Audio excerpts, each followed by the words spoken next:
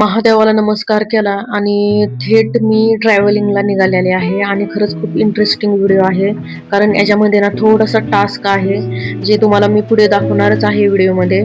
इकडे ना मी तुम्हाला एक गोष्ट नक्की आवर्जून सांगेन की खरंच मी ज्या ठिकाणी चाललेले आहे ना त्या ठिकाणचा अनुभव आणि तिथे तुम्हाला काय कुठल्या गोष्टी हव्या आहेत आणि कुठल्या गोष्टी नको हव्यात ते जर तुम्हाला माहिती करून घ्यायचं असेल ना प्लीज लास्ट पर्यंत व्हिडिओ बघा. खरंच खूप इंटरेस्टिंग व्हिडिओ आहे. आणि ना मी तुम्हाला लास्ट व्हिडिओमध्ये सांगितलेलंच आहे की जो काही खर्च असतो ना तो मी माझा स्वतःच करते. त्याच्यामुळे मी कोणाच्याही बापाला न घाबरता स्वतः कॅब बुक केलेली. तुम्ही पण असंच करायचं नक्की. तर त्याच्यामध्ये मी आईला आणि चुलतीला बसवलेला आहे आणि थेट आम्ही आला आहोत एसटी स्टँडवरती, जे शिवाजीनगरचं एसटी स्टँड आहे तिकडे. तुम्ही फक्त सुरुवात करावं म्हणजे सगळ्या गोष्टी ना ऑटोमॅटिक होतात. आणि इकडे मी तुम्हाला आवर्जून सांगू इच्छिते की भिकारीतला भिकारी पण एसटीने प्रवास करू शकतो, कारण तिकडे महिलांना अर्ध तिकीट आहे. तर ही गोष्ट माझ्यासाठी खरंच खूप भारी होती, कारण पैसे खूप कमी असल्यामुळे मी जास्त खर्च करू शकत नव्हते. माणसाने आहे ना आयुष्यामध्ये तोंडाचा वापर केला ना की सगळ्या गोष्टी कशा सुरळीत होतात आणि सगळी जी माहिती हवी ती माहिती मिळत जाते. कारण आम्हाला तिकडं काहीही माहिती नव्हतं. आम्ही विचारत विचारत त्या ठिकाणी गेलो आहोत. मग काय अंगातला आळस झटकून थोडेसे प्रयत्न केलं ना की सगळ्या गोष्टी कशा सुरळीत होतात. तसंच आमच्या बरोबर पण झालेलं आहे. तर आम्ही थोडासा तोंडाचा वापर केला, पायाचा वापर केला आणि मस्त चालत चालत आहे ना आम्ही त्या ठिकाणी पोहोचलेलो आहोत. नेहमीप्रमाणे तुम्हाला तर माहितीच आहे जीवनामध्ये टास्क आणि काहीतरी युनिक गोष्टी जर नसतील ना तर काहीच नाही. मला तरी असंच वाटतं, कारण काहीच मज्जा नाही. साधं सिंपल जीवन जगणं हे काही तथ्य नाहीये. तर इकडे आहे ना आईने मला पूर्वकल्पना दिलेली तरी पण आहे ना मी हट्ट केला की मला साडी घालायची.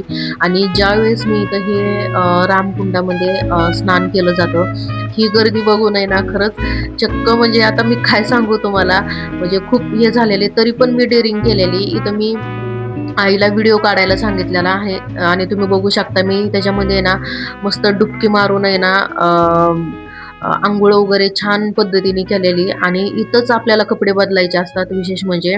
तर आहे ना इकडं अजिबात तुम्हाला कपडे बदलायला काहीही नसतं. तर इथं सगळ्यांसमोर तुम्हाला कपडे चेंज करायचे असतात. तर मी ही साडी वगैरे हातात घेऊन तसंच एक ठिकाण शोधत होते, कुठे करू कुठे करू. तर फायनली मला आहे ना एक बांगड्याचं दुकान सापडलं आणि त्या ठिकाणी आम्ही सगळ्यांनी कपडे चेंज केलेले. बघा ही अशी डेअरिंग वगैरे केली ना आणि थोडेसे प्रयत्न केले ना की सगळ्या गोष्टी ऑटोमॅटिक भेटत जातात. तर इकडे ना मला एक बांगड्याचं दुकान भेटलेलं आणि तिथंच आहे ना आम्ही माझी चुलती, आई आणि मी सगळ्यांनी तिकडे कपडे चेंज केलेले. आणि तुम्हाला माहिती आहे का इथे ना काय झालेलं की ही बाई आहे ना जी म्हणजे बांगड्याच्या दुकानात जी बाई होती ना ती आम्हाला कपडे चेंज करून देत नव्हती.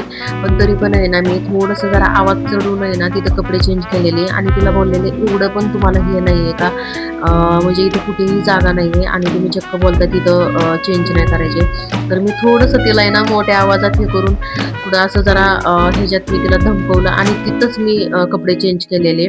तर खरंच भारी होतं. चहा वगैरे घेतला मस्त आणि आहे ना हे सकाळचे 7 किंवा 7:30 वाजलेले असतील. थोडंसं ना भांडणं करणं पण आवश्यक असतं, हे तुम्हाला कळालंच आहे. मी जे आत्ता तुम्हाला सांगितलं आहे लय गरीब असून जमत नाही. तर इकडे आहे ना आम्ही निवृत्तीनाथ महाराजांच्या जे समाधी आहे तिकडे दर्शन घेतलं आणि दर्शन केल्या केल्या आम्ही ना ब्रह्मगिरी जो डोंगर आहे त्याला आहे ना फेरा मारायचा असतो 40 किलोमीटरचा.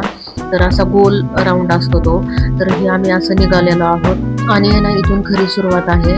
कारण चप्पल माझी अशी होती ना की त्या चपलीने मला चालता पण येत नव्हतं आणि फायनली मी नंतर चप्पल काढून आहे ना तसंच चालायला सुरुवात केलेली आहे. आणि प्लस साडी एवढं गरम होत होतं ना म्हणजे ऊन, आणि त्या साडीमुळे ना भयंकर मला त्रास झालेला. तरी पण मी हार नाही मानलेली. त्याच्यानंतर सॉक्स घातले. तर आहे ना तुम्हाला पण इकडे यायचं असेल ना थोडंसं तयारीत जे स्पोर्टचे शूज असतात किंवा कुर्ती आणि लेगिन्स ह्याच्यावरतीच या. तुम्ही असं ट्राय नका करू, कारण मला भयंकर त्रास झालेला. पण आहे ना फेऱ्या मारताना आहे ना खरंच खूप छान वाटतं, कारण जे डोंगर असतात किंवा जे निसर्ग वगैरे आहे त्याच्यामुळे छान वाटतं. पण लास्टला आहे ना खरंच म्हणजे पाय वगैरे भयंकर त्रास झाला. मग काय असा भयंकर त्रास करून घ्यायचा असेल तर नक्की एकदा भेट.